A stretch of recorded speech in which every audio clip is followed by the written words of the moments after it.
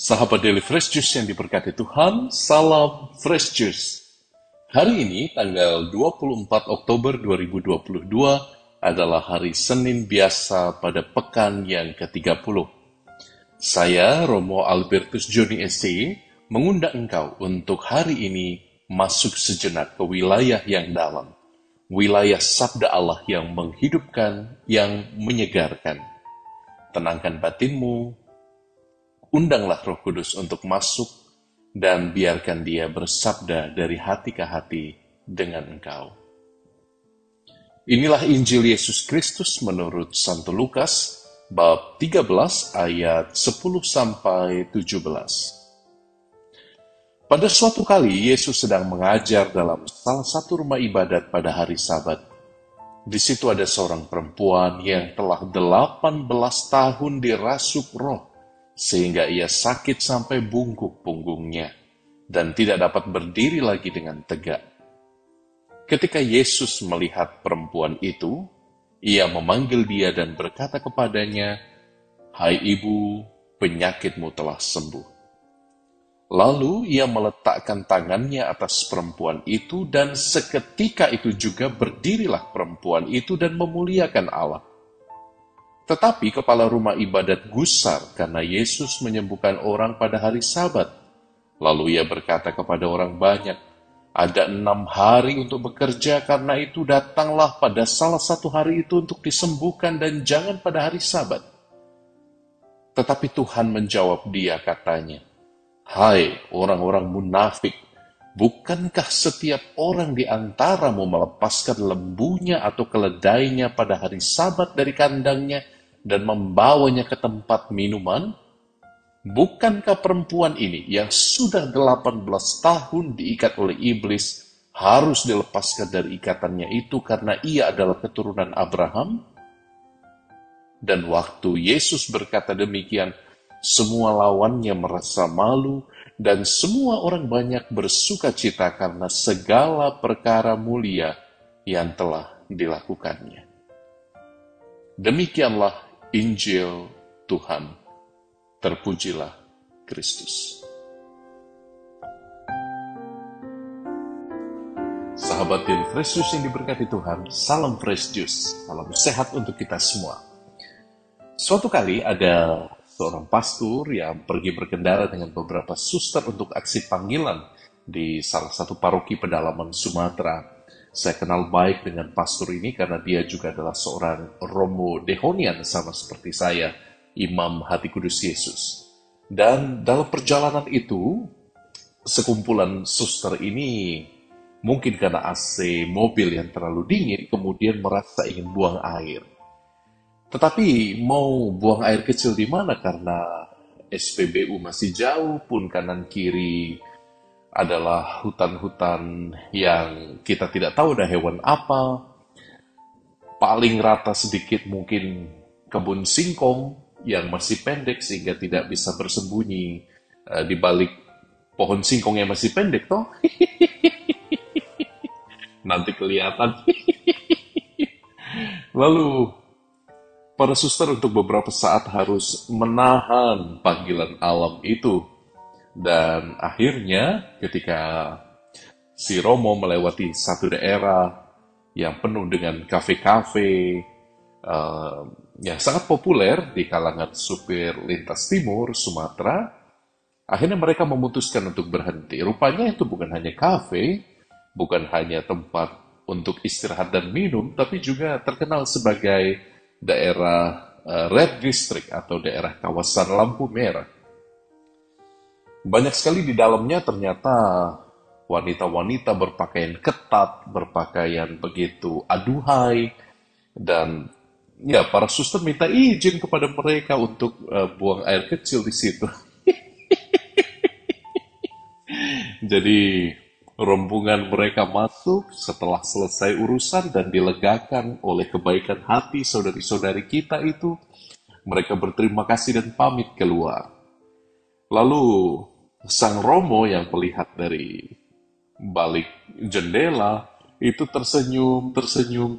Karena apa? Sang Romo berpikir, apa kira-kira yang akan dipikirkan oleh orang-orang yang lewat di jalan itu ya? Mengapa ini para suster Katolik keluar dari kafe itu? Apa yang mereka lakukan? Dan mungkin bagi yang berpikir positif dan berpikir baik pasti akan mengatakan, oh, para suster itu sedang mendoakan, sedang memberi pelayanan, sedang memberi sapaan rohani kepada mereka yang ada di dalam kafe-kafe itu. Mungkin yang berpikir buruk akan mengatakan, wah, apa yang dilakukan oleh para suster itu kira-kira ya? Saudari-saudaraku yang terkasih, hari ini dalam Injil, dinamika yang mirip kita temukan. Hari ini kita melihat bagaimana Tuhan Yesus menyapa, menyembuhkan seorang wanita yang sudah 18 tahun diikat oleh roh jahat sehingga dia bungkuk. Dia 18 tahun diikat oleh roh jahat sehingga dia tidak dapat melihat dunia dengan kepala yang tegak. Dia hanya melihat ke bawah. Pun kalau dia harus menatap orang, dia harus memiringkan kepalanya, berusaha sekuat tenaga untuk melihat ke atas. Dan sekali lagi ini sesuatu yang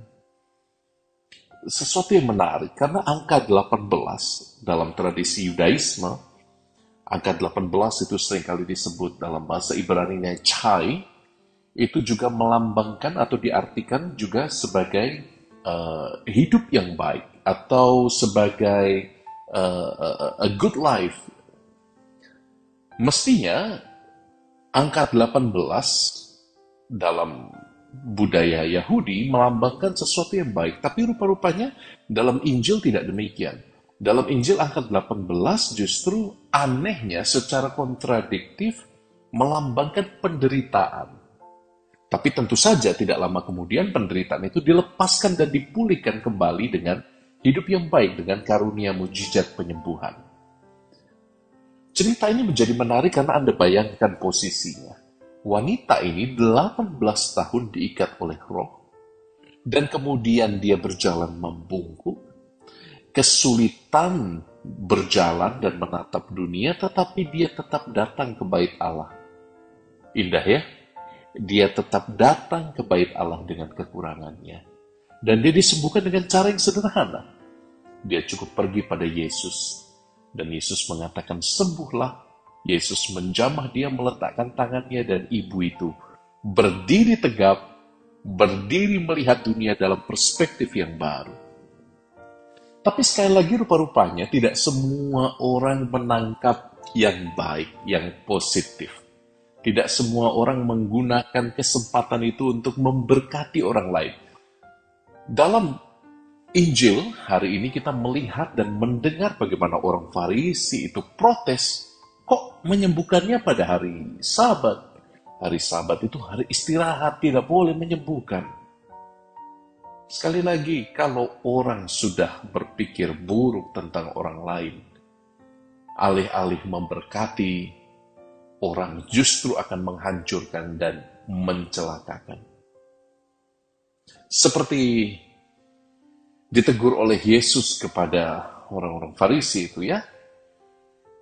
Hai kalian orang-orang munafik, lembu dan dombamu saja kamu keluarkan, kamu beri minum di hari Sabat. Dan ini anak Abraham, putri Abraham ini 18 tahun diikat dan hari ini disembuhkan, tapi you tidak bersuka cita. You malah melihat yang buruk daripadanya. You malah melihat pelanggaran alih-alih mujizat yang luar biasa. Maka teman-teman, mari kita menggunakan tiap kesempatan seperti Tuhan Yesus, mengenali kesempatan untuk memberkati orang. Mulai dengan kata-kata, mulai dengan pikiran, dan tentu saja juga dengan tindakan. Saya yakin hanya dengan demikian kita mampu menjadikan dunia di tempat yang lebih baik untuk ditempati dan ditinggali. Sekali lagi, gunakan tiap kesempatan untuk memberkati. Gunakan tiap momen untuk membawa kebaikan. Ya, kadang-kadang pikiran kita agak nakal juga ya. Kadang-kadang pikiran kita juga mungkin sedikit liar. berimajinasi yang buruk, berimajinasi yang eh, tidak memberkati orang lain, tapi justru malah mengganggu, menyingkirkan, merusak kebaikan. Nah, teman-temanku yang diberkati Tuhan, mari kita belajar selangkah lebih maju. Seperti Tuhan Yesus, kita melihat kondisi yang tidak baik, lalu kita ubah menjadi kondisi yang lebih baik, dengan pikiran baik, dengan kata-kata baik, dengan tindakan konkret yang baik. Itulah pilihan hidup yang setia memberkati orang. Saya, Romo Albertus Joni SCY, memberkati engkau dalam nama Bapa dan Putra dan Roh Kudus. Amin. Selamat berbuat baik, dan apapun yang kamu lihat dari orang, termasuk kalau melihat para